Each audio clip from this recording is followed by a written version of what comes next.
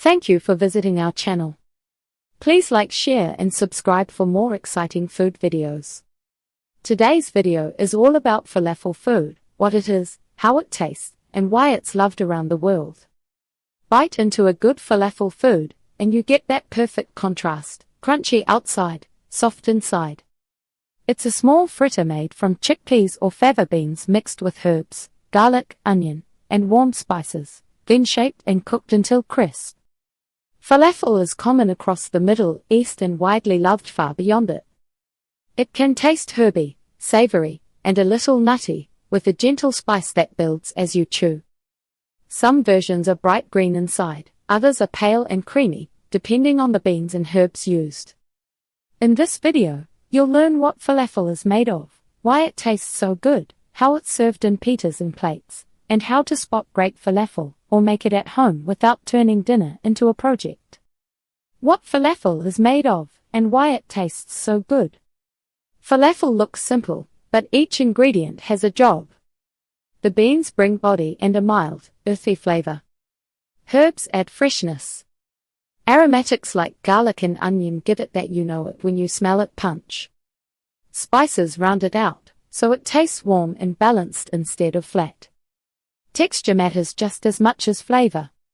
Great falafel holds together, stays tender in the center, and still shatters a little when you bite. That happens when the mixture is the right moisture level and the pieces of bean aren't turned into paste. When you're ordering from a menu or scanning a recipe, look for clear cues. Beans such as chickpeas, fava beans, or both as the base. Fresh herbs for flavor and color. Aromatics and spices for depth. A binder, sometimes to help it hold shape. Some shops use a bit of flour, others don't.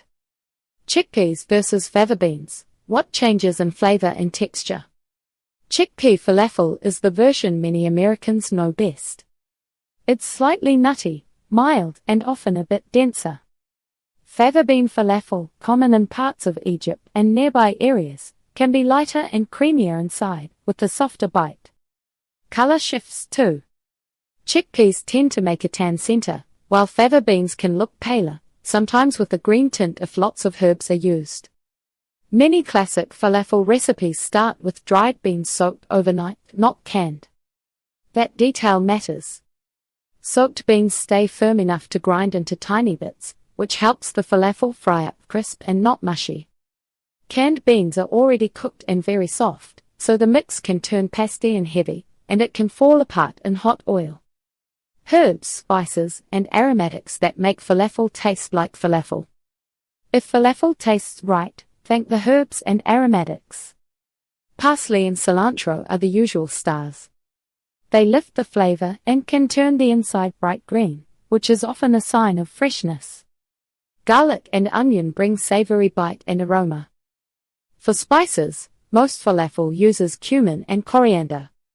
They add warmth and a mild citrus note without tasting hot. Salt is non-negotiable, since beans need it. If you like heat, a little chili, black pepper, or hot sauce on the side does the job. Some shops roll falafel in sesame seeds before frying. That adds a toasty, nutty edge and extra crunch, like a good crust on bread. How falafel is served around the world, and the best ways to order it. Falafel travels well, so it shows up in street food wraps, lunch plates, and modern grain bowls. The best orders usually balance three things. Crunch from falafel and veggies. Creaminess from tahini or hummus. Acidity from pickles or a tangy salad. Sauces change by region and by shop, but a few classics show up often. Tahini sauce, creamy, sesame-rich, slightly bitter in a good way.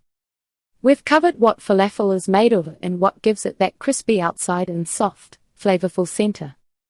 In part 2, we'll talk about the best ways to eat falafel and how to spot a really good one. Stay tuned for part 2. Thank you for watching. Please remember to like, share and subscribe.